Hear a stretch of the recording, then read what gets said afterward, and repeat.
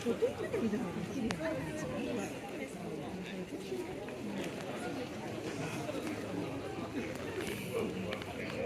の多さが違うよね。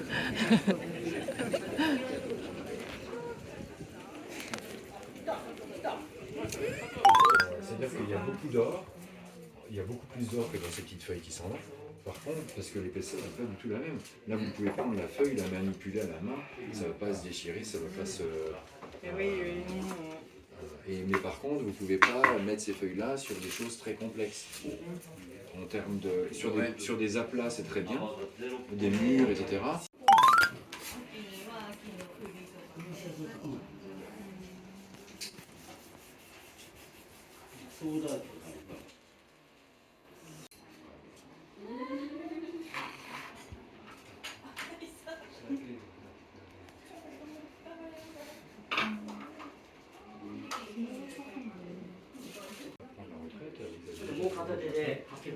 Beaucoup de gens ne continuent de travailler sans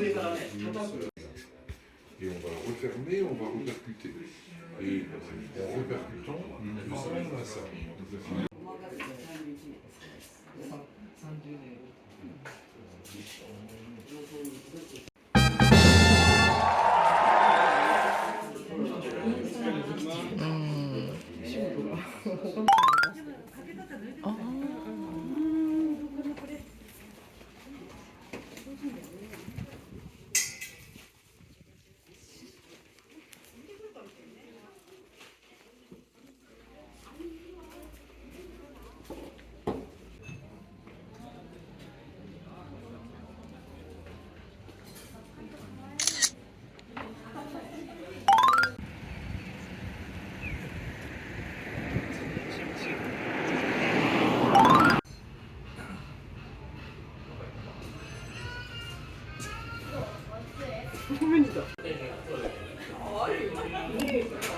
マヨネーズもすごいよね。